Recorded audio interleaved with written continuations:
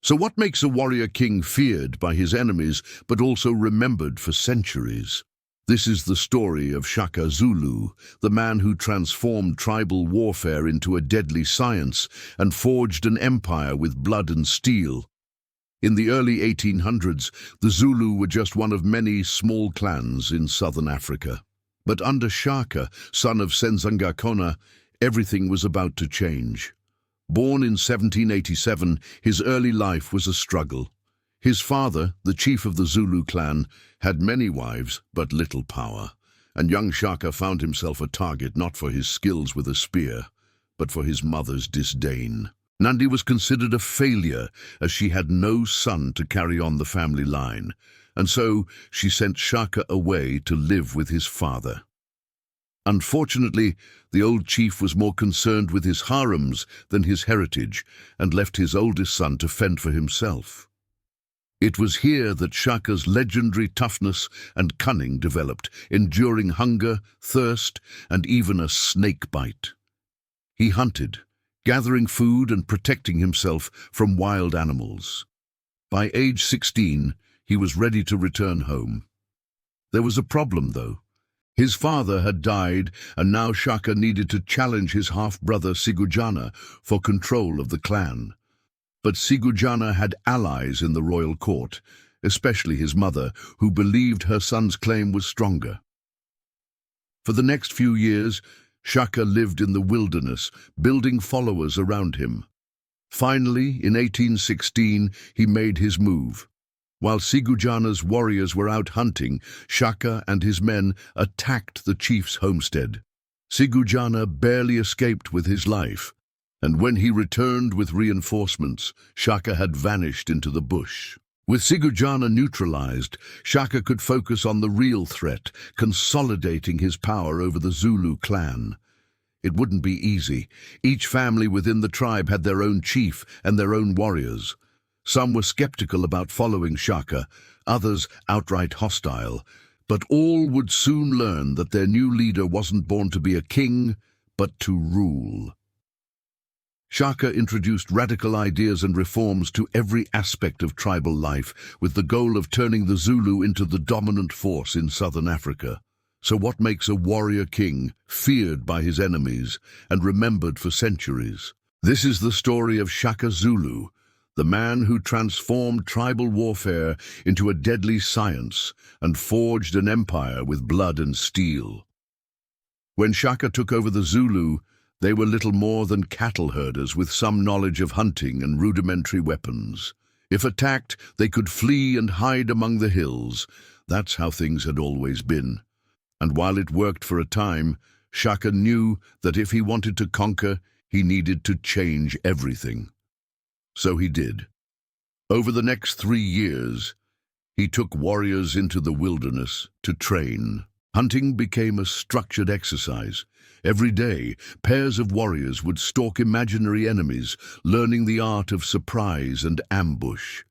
And when they returned to the village, they brought with them the spoils of war, not to eat, but to sharpen. Under Shaka's direction, the Zulu completely revamped their fighting techniques. Gone were the days of rushing headfirst into battle. Now warriors fought with precision and control, unleashing death with short stabbing spears instead of the long throwing spears used by other tribes. The Ikalwa was light, short, broad-headed, and extremely sharp. It allowed the user to throw quick thrusting jabs, lunging forward and backward, exhausting the enemy and creating openings to strike deep. No longer would his warriors throw from a distance. They would charge, shield locked, and fight face to face. As the warriors trained, Shaka developed the strategies to make full use of the new weapons and fighting style. One such formation was the bullhorn, where 2 strong chest-attacking forces would engage the enemy, pushing them back toward 2 flanking horns that would then swing around to cut off the escape. The loins, or reserves, would sit back until the moment was right, and then launch a devastating attack from the side. Another innovation was the ox, where one regiment hides behind a hill or large rock and waits for the enemy to come to them. When they appear, the warriors pop up and run at the enemy, poking them with their ikalwa until they collapse. Then the Zulu warriors regroup, reloading their spears, waiting for another enemy charge. All the while, the dead are piling up, and the terrified enemy begins to tire. As the warriors prepared for battle, Shaka addressed his men. "You are the elite of the Zulu nation," he declared. "You are the eyes and ears of the nation. You must know the movements of our enemies. You must know their strength and weaknesses. If you do this, you will bring great victories to the Zulu nation." To ensure obedience and instill discipline, Shaka demanded complete uniformity among his men. Every warrior wore the same type of clothing, carried the same equipment, and followed the same orders without question. Loot was forbidden, and disobedience meant leaving the camp without permission. Punishments ranged from exile to execution. Those exiled were banished from the kingdom, sometimes forced to walk the entire length of the country, carrying a rock on their back. Those who fell out of line were tied up and left in the wilderness to die. This extreme discipline instilled fear in both friend and foe, but nothing solidified the Zulus' reputation like their tactics. The first true test came against the Ndwandwe, led by the fierce chief Zwide. The Ndwandwe were a confederation of 9 clans who had united to dominate the region. Their armies were huge, sometimes numbering in the tens of thousands, so when they heard rumors of a new Zulu threat, they paid it no heed. That was until Shaka picked a fight. On the surface, it looked like a Zulu defeat. Not only were they outnumbered, but their new tactics hadn't yet been tested in battle. But Shaka had studied the Ndebele, watching their movements, studying their routines, knowing their strengths, and most importantly, knowing their weaknesses. At the Battle of Cokley Hill, Shaka used the terrain to his advantage. His men retreated up a steep hill, drawing the Ndwandwe into attacking uphill. After some initial success, the Ndwandwe began to tire. Instead of pushing forward, Shaka ordered his men to stop and form the horns. As the enemy scattered, exhausted and disoriented, the Zulu surrounded them. Trapped and desperate, the Ndwandwe tried to rally, but Shaka's men were relentless. Soon, the enemy was completely surrounded and annihilated. There were no stragglers, no prisoners. The Ndwandwe were wiped out. With victory over the Ndwandwe, Shaka was ready to forge his empire. His next campaign was against the Langeni, who had supported the Ndwandwe at Cokley Hill. Once again, he used the element of surprise, catching the Langeni unprepared. Those who didn't surrender were killed. The pattern would continue throughout Shaka's reign. The rest would be absorbed into the growing Zulu kingdom. Meanwhile, word of Shaka's victories spread like wildfire.